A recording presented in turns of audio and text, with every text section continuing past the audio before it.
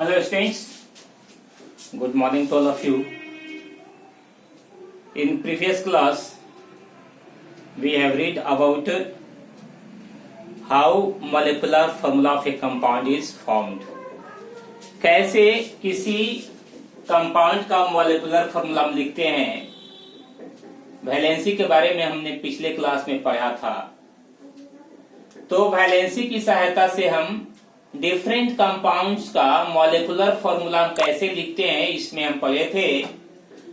तो क्या देखे थे कि दो एलिमेंट्स अगर हैं, आपस में जब कंबाइन कर रहे हैं तो वे कंपाउंड का फॉर्मेशन कर रहे हैं। देखिए यहाँ पर वाटर की बात करें, वाटर का मॉलिक्यूलर फॉर्मूला होता है H2O। वाटर में हाइड्रोजन और ऑक्सीजन मिला होता है। देखिए तो हाइड्रोजन रहेगा, ऑक्सीजन रहेगा जी। अब हाइड्रोजन का कितना एटॉम ऑक्सीजन के कितने एटॉम के साथ संयोग कर सकता है? देखिए होता क्या है कि ये सभी एलिमेंट्स हैं, उनके आउटर मोस्ट सेल में इलेक्ट्रॉन होता है। इलेक्ट्रॉन का ही यहाँ पर लेन देन होता है या शेयरिंग होता है। देखिए तो हाइड्रोजन का वैलेंसी कितना है जी? तो हाइड्रोजन का वैलेंसी है 1, ऑक्सीजन की वैलेंसी कितना है? तो 2 है। तो बताए थे कि इसमें क्रॉस मल्टीप्लिकेशन हो जाता है, इसका यहां आ जाएगा और इसका वाला यहां चला आएगा। इसलिए हो गया क्या भाई? तो H2O हाइड्रोजन के पास चला गया ऑक्सीजन का वैलेंसी और ऑक्सीजन के पास आ गया हाइड्रोजन का वैलेंसी, तो ये हो गया H2O। ऐसे ही देखेंगे, ये देखिए हाइड्रोजन क्लोराइड एक कंपाउंड है, इसका क्या फॉर्मूला होगा? तो देखिए पहले इसमें कौन कौन एलिमेंट प्रेजेंट है। एक हाइड्रोजन है और दूसरा है क्लोरीन।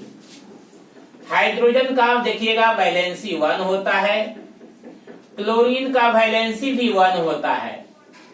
तो देखिए दोनों में जब बराबर रहेगा तो क्या हो जाएगा? कुछ लिखा नहीं जाएगा, सीधा ऐसे ही लिखा जाएगा। देखिए HCl, देख रहे हैं ना, बराबर रहने पर कुछ नहीं। ऐसे देखिए, ध्यान दीजिएगा, नियम क्या है, पहले दोनों का एलसीएम निकाल लीजिए। एलसीएम जो आया उसमें इससे डिवाइड कीजिए, पहले वाले के वैलेंसी से। वैलेंसी से डिवाइड करने के बाद जो आता है उसको यहाँ पर नीचे लिख दीजिए, है ना। यहाँ पर हमने क्या था, ये Cl हमने पहले लिखा था ऐसे करके, H लिखा था, Cl लिखा था। तो H का वैलेंसी 1, Cl का वैलेंसी 1, 1 और 1 का एलसीएम 1 होता है। अब 1 तो एलसीएम है, 1 में इससे डिवाइड किया, एलसीएम में डिवाइड किया इससे, तो कितना आएगा? 1 में 1 से डिवाइड करें फिर 1 आएगा। तो देखिए H हमने लिखा था, यहाँ पर नीचे में 1 लिखेंगे। अब फिर देखिए वैलेंस, याद रखिएगा जो एलसीएम आया उसको याद रखना है। एलसीएम 1 आया था, उसमें फिर इससे डिवाइड करेंगे, फिर 1 आएगा। 1 डिवाइडेड बाई 1 इक्वल टू 1। तो अब क्या करेंगे, यहाँ भी हम 1 लिख देंगे, लेकिन 1 जो है फॉर्मूला में लिखा नहीं जाता, इसलिए हटा देंगे। फिर ये होगा हाइड्रोजन क्लोराइड का HCl। अब देखिए सोडियम क्लोराइड का क्या होगा? देखिए सोडियम की वैलेंसी होती है 1। ये देखिए सोडियम है, इसका वैलेंसी 1 होता है। क्लोराइड क्लोरीन से हुआ है, क्लोरीन अगर आएगा तो पीछे आने पर आइड लग जाता है। क्लोरीन, सोडियम क्लोरीन नहीं लिख करके सोडियम क्लोराइड बोलते थे। क्लोरीन का देखिए यहाँ पर इसका भी वैलेंसी 1 होता है।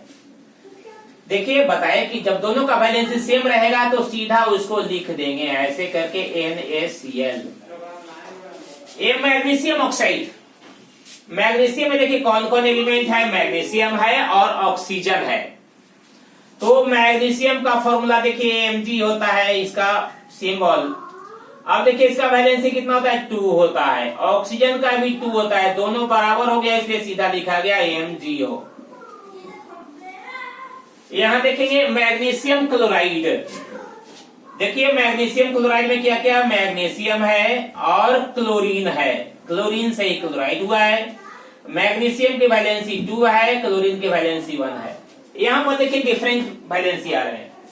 तो बताए थे कि इसमें क्रॉस मल्टीप्लिकेशन ऐसे कर दीजिएगा, यहाँ पर ये आ जाएगा और ये चला जाएगा यहाँ पर, इज इक्वल टू हो जाएगा MgCl2। ऐसे ही देखिए कैल्शियम ऑक्साइड, कैल्शियम का वैलेंसी 2 है और ऑक्सीजन का भी 2 है, दोनों बराबर हो गया इसलिए कुछ नहीं लिखाएगा, सीधा CaO हो जाएगा। कैल्शियम क्लोराइड देखें, कैल्शियम की वैलेंसी हमने देखी यहाँ पर कि 2 है और क्लोराइड क्लोरीन से हुआ है, इसका वैलेंसी कितना है जी? इसका वैलेंसी 1 है।